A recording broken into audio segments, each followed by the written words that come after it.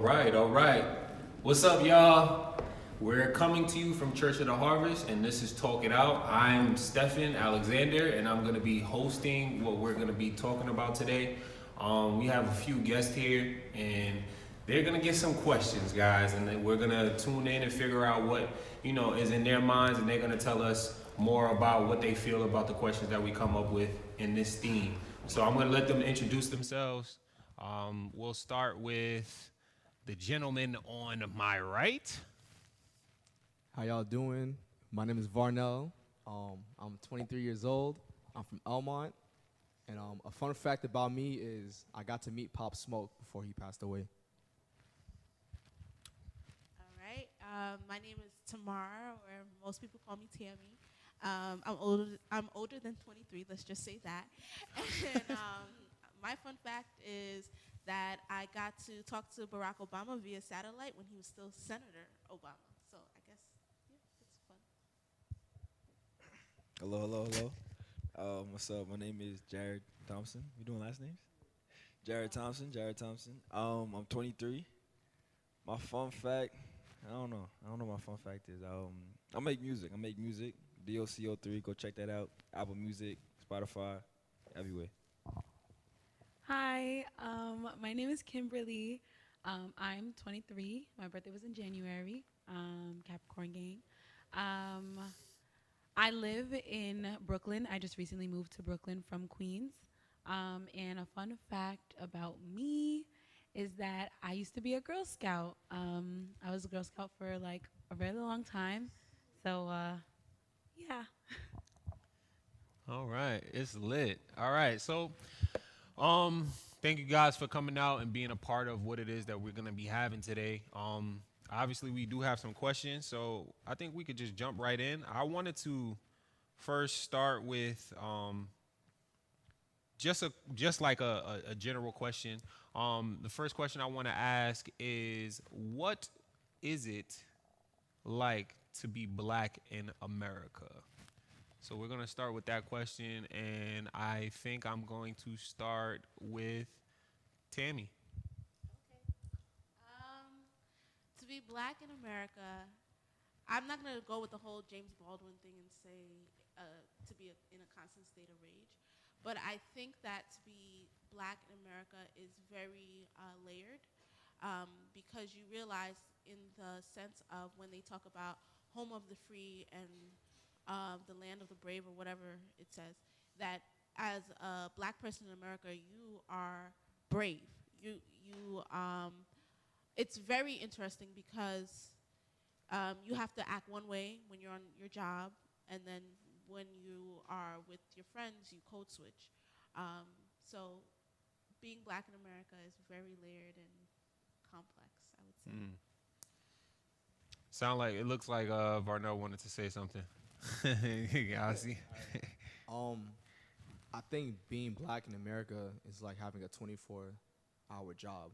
You have to constantly be on your toes, and it's unfortunate that I think you can't really relax. We try and find time to, but you have to always be conscious of where you are, who you're with, what you're doing, because you want to make it to the next day. Right. And I mean, you was gonna say something, Kim? Go ahead. No, you could go. No, I was just gonna just agree with Tammy, because when you asked that question, I was thinking about it too. Okay, like what does that mean for me? And I think it really is layered. Some days it's like, you see all of our culture, and it's just like, okay, like it's being black is so lit, da da da, and then you see all the things that happen on the news, and what could happen to you just because of the color of your skin, and it's just like you're angry and you're sad, and then you have the constant code switching and all that stuff. So I think I definitely agree with it is layered. Like some days are super great, some days it's just like I don't know, Right. So I definitely agree with that. I mean, that sounds like based off of everything that everybody has said, it sounds like that's a consistent theme that it's layered. I would like for somebody to expand on that. I mean, Jared, you haven't said anything yet, so like just expand on what it means for it to be layered, like that idea of it being layered and being black in America. Well, I was gonna say my word was gonna be complicated, cause like for me, I know like being black, like I have a lot of pride in the fact that I'm black. Like I feel like if you ask any black person like how they feel about being black, it's like, yo, it's lit. You know, like we don't want to be nothing else because we have a lot of pride in being black because of everything we've been through, everything we endured, everything that we're doing, all that stuff. But I think it's not just pride. I think it's complicated because it's pride, but there's also like a lot of emotions. Like, you know, go through fear, you go through anger, you go through a lot of people are sad about different things because of just the state of America and different things going on because of systemic racism, all that stuff. So I mean, I think complicated has to do with layers. It's just like a lot of different things. So there's a lot of good, you know, but there's also like a lot of bad. The bad isn't how we feel about ourselves, but I think it's probably connected because if we have so much pride in ourselves because we know everything we could do, and the fact that like this bad stuff is still happening, it's just kind of like sometimes it don't make sense, you know. So I don't know. That's all I feel. Yeah, that makes sense. That makes sense. Which kind of like leads into my next question. I wanted to ask, because obviously this first question was about being black in America. So, as a community, as a collective, do you feel like our we, if you can call it, is in a good place or a bad place as a culture? Are we in a good place or a bad place? Anybody could jump in. I would say it's in between. I actually was having this conversation with my husband a few weeks back, and we were talking about how a lot of people always talk about, oh, black people don't get together, we don't support each other, we're not this, we're not that. But then I took a step back and I realized like black people are very loving people. So we may not, in the terms of what people think where black people should be, we should be moving together, supporting each other, but we do. We're a very loving people. Like we're very forgiving. When we get together, it's all laughs. Somebody's gonna dance. Someone is gonna be a maternal figure. Everybody's your cousin, even online. Black people online, we call each other cousins. We're very loving people that sees everybody as family. So I think in that aspect, black people are in a good place. However, I think, like what Kim was saying, when you look at outside factors, or even what Jared was saying, when you look at outside factors, it's those outside factors that kind of start to deteriorate us. But when you actually look at us and how we move and everything and what we celebrate about each other, I think we're at a good place. We just need to. I think the rest of the world needs to start valuing us.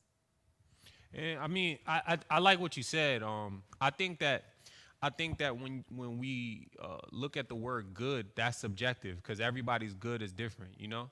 So obviously, I do want to hear what other people think as well. But when we think about the idea of something being good, my good might be different than your good. Your good might be different than my good. So somebody speak more on that. Like what does that mean to you? Well, I'm gonna say that I think things are just getting better. Gradually though. I don't think it's going at a rate that is ideal, but yeah, things are slowly getting better for us because if you look at the current state of America, like you can say things are not good because every other day somebody's getting killed by the police. But then you could say things are getting good because we have a black woman who's the vice president. So it all depends on your perspective on things and also what the media is showing. It might seem bad because you're seeing all these negative things, but behind the scenes, things look very good. Like, we're progressive, we're encouraging each other, backing each other up.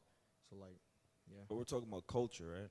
Yeah. We're not just talking about. I think that's the thing because I feel like you were diving into just like I don't know, like people that I feel like what you were saying right now was more in terms of like general. But I don't know if your question was specifically in terms of like the black culture, like our culture in terms of black people. Well, yeah, I think the question is more geared toward us as a black culture. As a culture.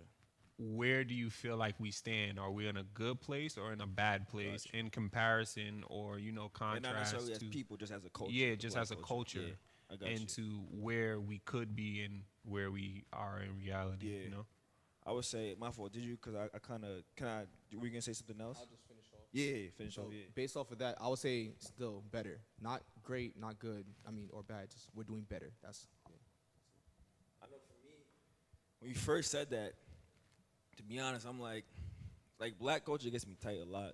Like so, first I was gonna be like bad, like because different things, like I mean, I'm not on Twitter, so I don't know if this is necessarily black culture or if this is culture of like the generation. Because I mean, I'm a black man, so I might just think it's black culture. Like so, different things like cancel culture or other like different things. That's just one example that I hate. I think is so dumb.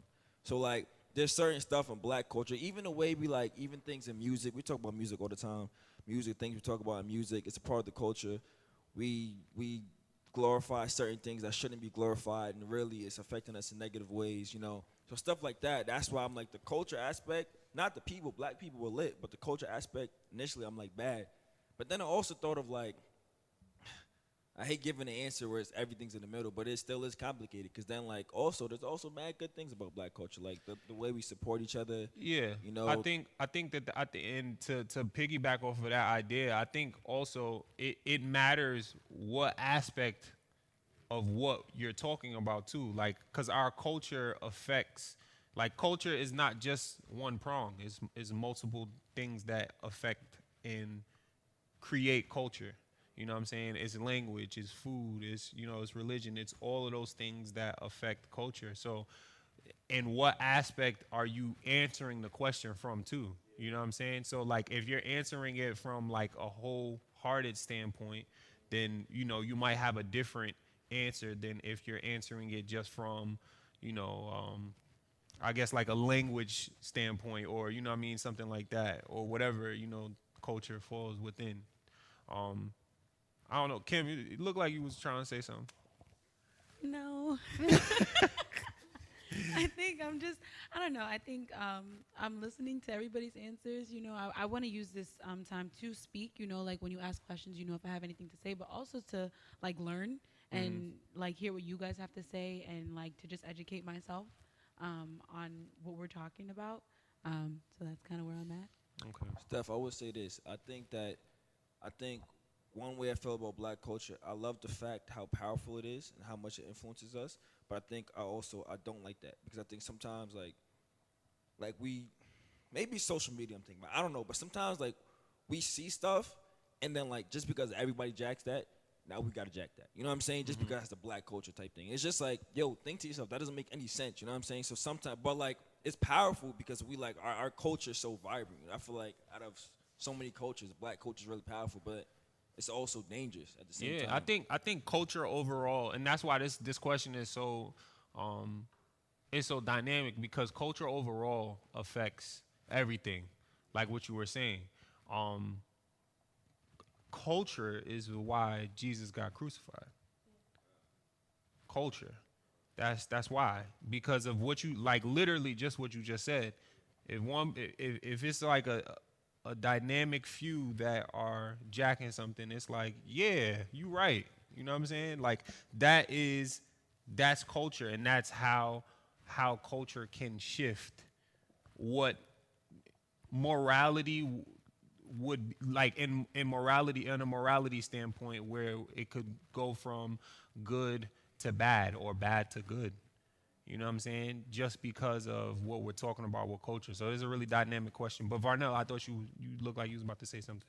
yeah. I'm gonna sound like a nerd when I say this, but really, with great power comes great responsibility. Like it's kind of a joke, but like it really is serious. Like if you have that much influence on like a lot of people, and that's what black culture does. It has a lot of influence, not just on black people, but on other races as well. It could go really, really good or really, really bad, like Jared was saying. Facts. And one more thing about culture and black people, I think what's crazy is there's again, being black in America is layered. So there's culture within us as a community and the culture we express to the world, and black culture is so influential. Even in America, every genre of American music was started by black people, even country music.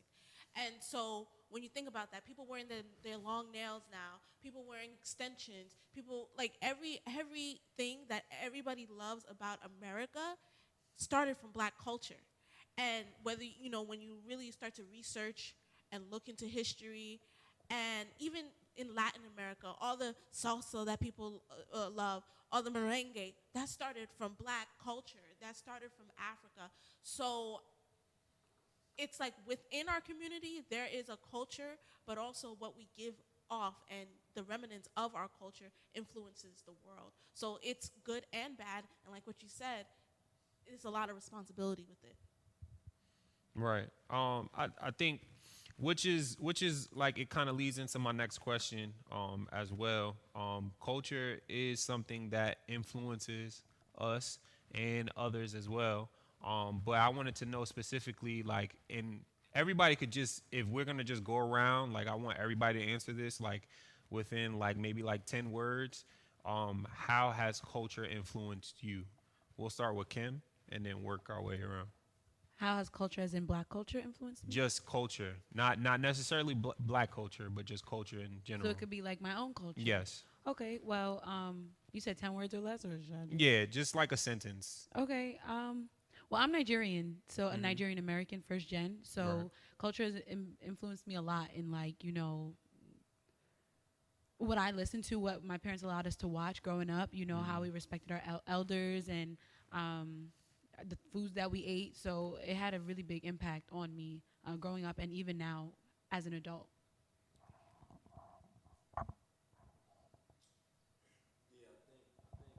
Culture definitely impacted me in a great way also.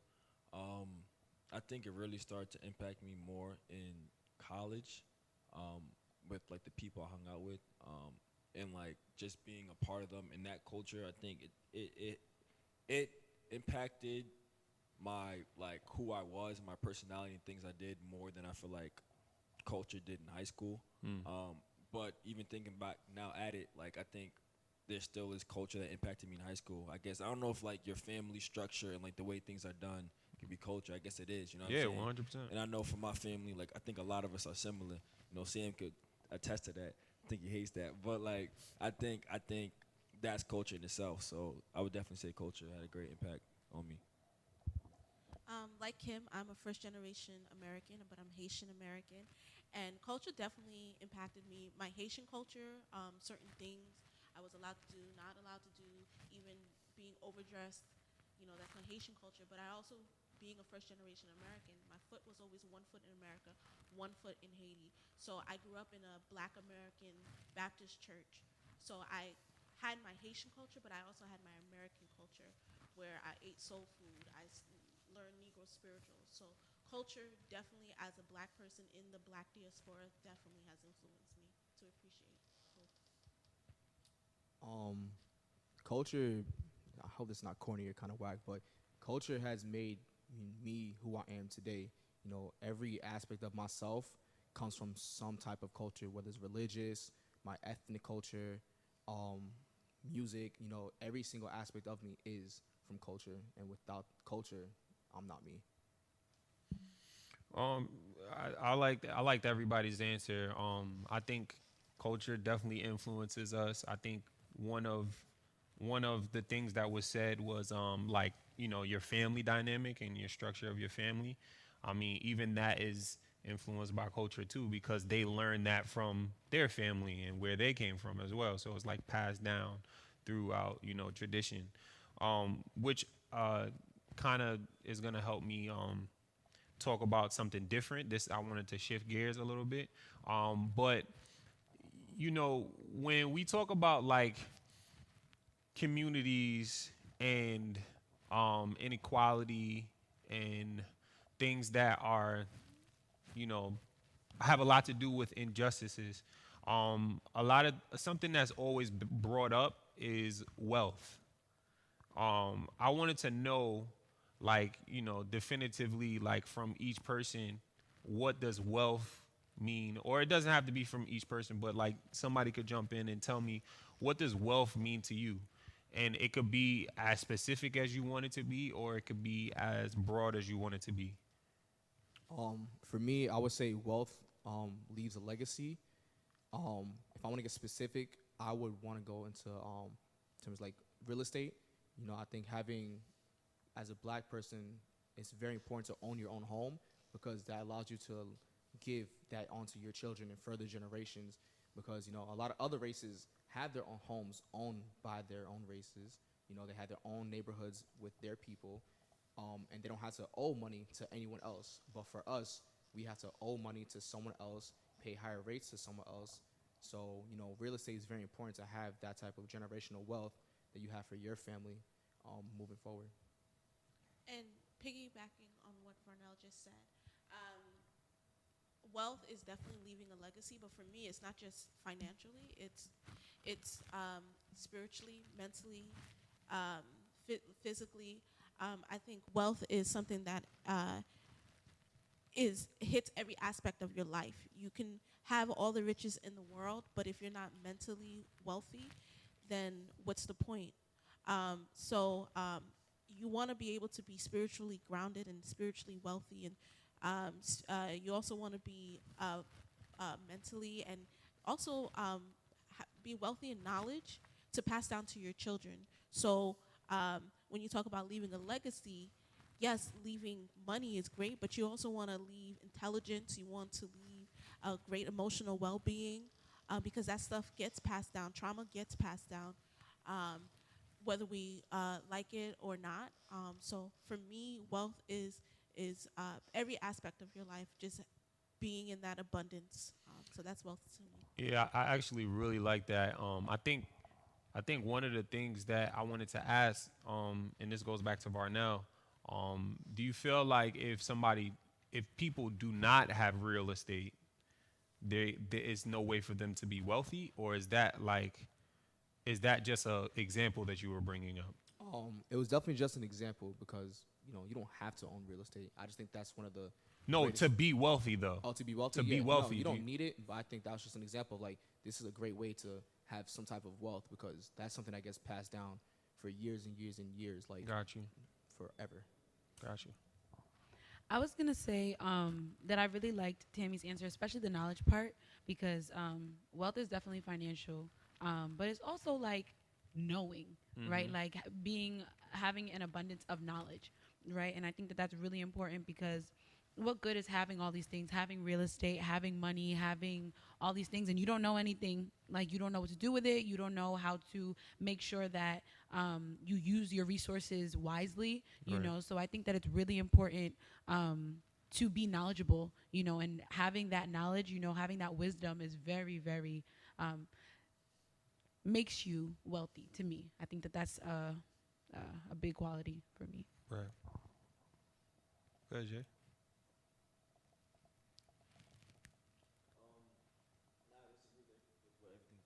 With what everybody said in terms of wealth. Like when I think of wealth, I think of like an abundance of substance. I think when you're wealthy, you have a lot of that. So yeah. Got you.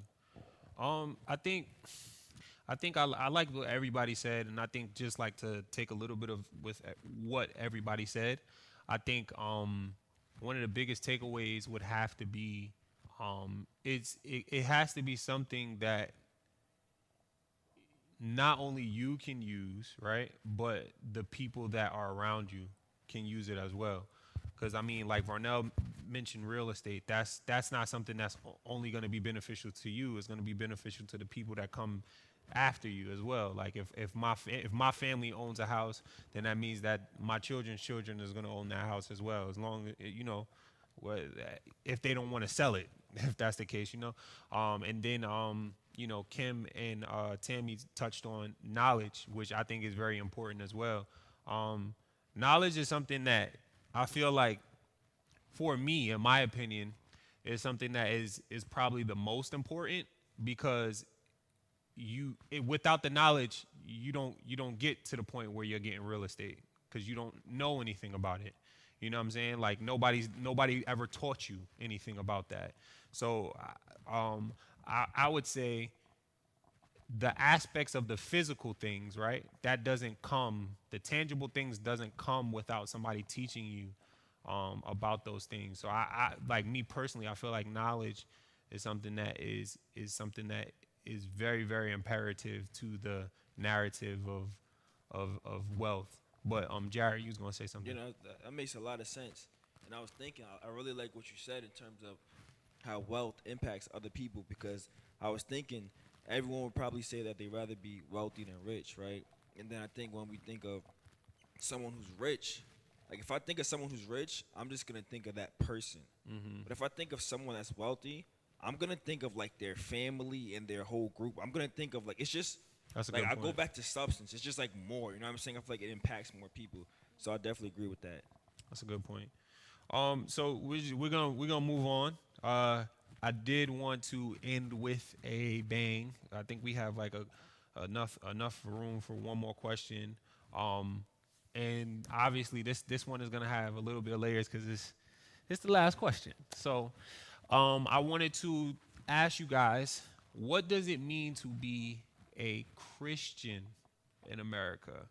It's only right that we um, it's only right that we end with the in America question because we started with an in America question. So what does it feel like to be a Christian in America? And if you wanted to be, more stylish with it, what is it like to be a black Christian in America? Anybody can start, not all at the same Okay, time. I want to start on this. Okay, so being a Christian in America is a whole different thing because, to be honest, I think American Christianity is a totally different thing than Christianity in general. It is very.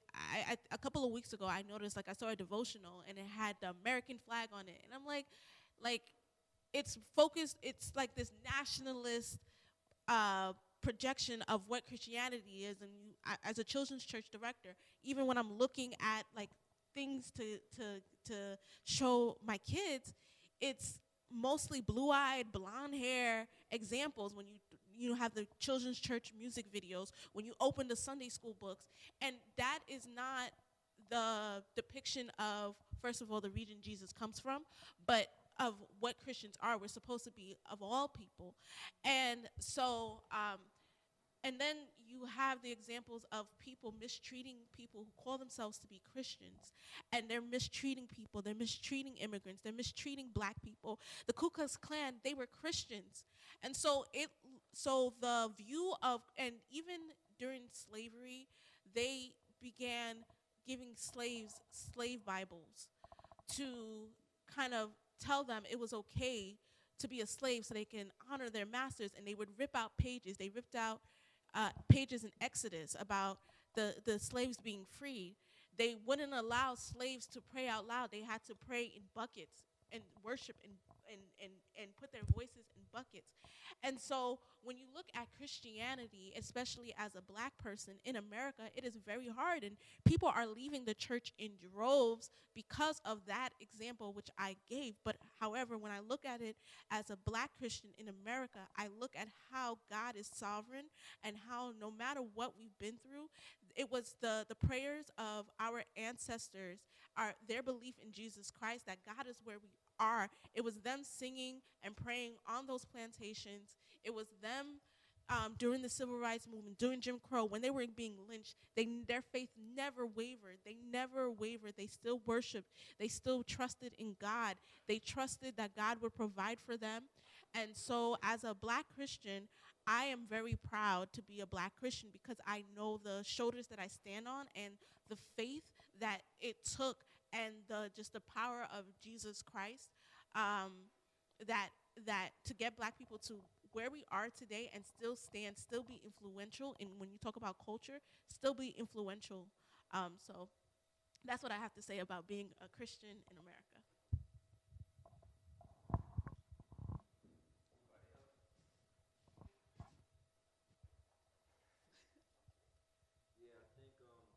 I think being a black Christian in America is very interesting. I say interesting because like when it was time to vote, for example, right? I'm black and I'm a Christian, so usually black people vote on the Democratic side, typically Christians Republican side. So that's just one quick example. It's just kind of like that's one aspect. Then there's another aspect. I mean, I'm forgetting what I was gonna say. The other aspect, yes, of culture. We talked about culture before, about the black culture, and it's really fun and I love it. I also talked about different things about it that I didn't like. And I think one thing is black culture doesn't always support, Christ. It doesn't always emphasize his teachings and stuff like that. So yeah, you want to be with your friends, you want to do what they do.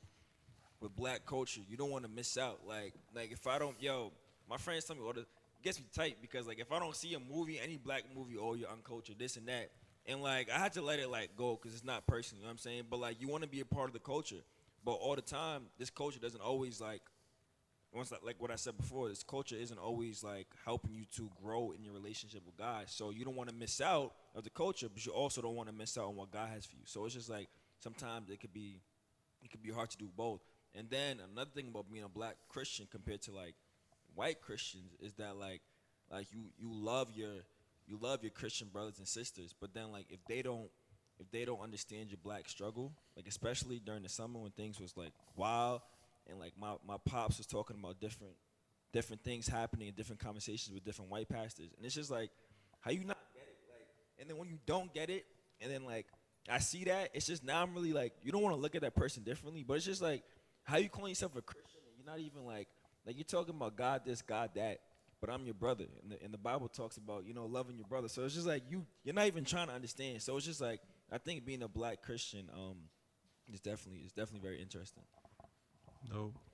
One thing that I will say is that being a Christian, like I agree with what you said, Jared, and what you said, Tammy. And just I guess to add on, and put my own 2 cents in there. I think being a Christian in America is frustrating sometimes because of the fact that like people have strayed away from biblical truths and really who Christ is, and they do their own thing, and like they feel like okay, like I'm a Christian, and it becomes a thing of like I'm a Christian, so in a sense, I'm better than you, and I can look down on you. And like, people leave the church because they're like, oh, the church doesn't accept me, or like those Christians, like they were judging me, they were doing this, and we forget that like Jesus was chilling with like the least of them, Yeah. right? Like, so I think that it's frustrating because then me really trying to be a follower of Christ, and letting people know like, hey, I am a Christian. They already have their idea of Christianity, and it's like, oh, you're a Christian, so you won't like me. You won't want to hang out with me. Oh, I don't even go to church anymore because churches do this, that, and the third. And the Christians that I have spoken to,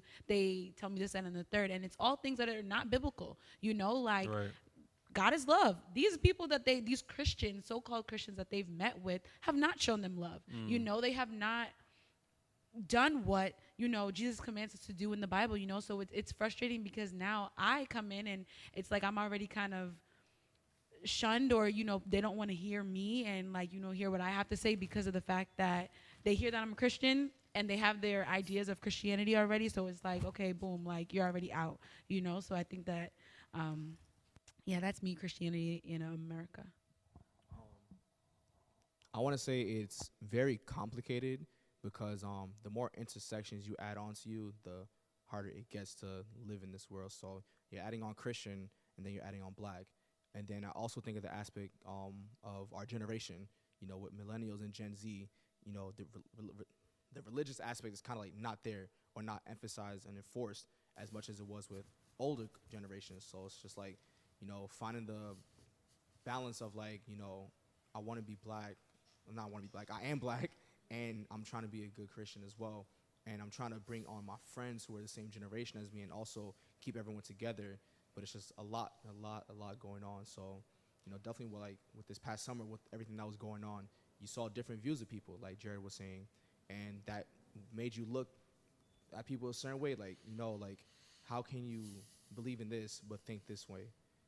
It's like where's the love that you're bringing on, and then that kind of brings in the hypocrisy, which I think Kim was touching on, where it's like you have a lot of hypocrites in the church, and I'm not saying this church, but in general, like, and then people kind of give you the side eye once they figure out that, oh, you're a Christian, now I'm gonna look at you different. Like for me, like my friends in college, they didn't really know that like I was like this super Christian kid. I was like, no, they don't believe when I say I go to church every Sunday. I have Bible study every week with my friends. I think sophomore year, Jared and I and some other friends would really have like, Bible study with each other on FaceTime once a week. So it's like they would just look at me different, like, like give me the side eye, like you don't really give off that kind of vibe, but like what vibe am I supposed to give off? Like, do you want me to write on my forehead? Like, I'm literally like any other person. We all are like every other person. So I'm not gonna necessarily judge you. So don't judge me. You know, I'm gonna give you love. Give me love back. I definitely agree with that. And I was gonna say that with the aspect of what both were saying, like people already are viewing you like as a Christian, you're supposed, you don't act like this. People already have those preconceived notions. I remember when I was in college, the first and only time I really got like tipsy, and I locked myself in the bathroom and started singing hymns, and I'm a church girl, and and my friends, so then I walked out, I was tipsy. My friends got mad at me. I really was. My friends got mad at me and said, "You're supposed to be the example. You're the one we look up to. Why are you?" But I was like, I think I was like 19, 18 years old at the time. And so there's a high expectation, especially if you're a young Christian, that people already have on you. They already either they're gonna think you're judgmental or they have a high expectation that it's weird because people want to stay away from the church, but then they hold Christians at a high regard. Like we're supposed to be like not better than everybody else, but we're supposed to be at a certain level or act at a certain level. So that's really complex, I would say, in America. Yeah, I think I find myself in everybody's response. Like I definitely can relate to everybody's response and have felt myself in those types of situations and scenarios.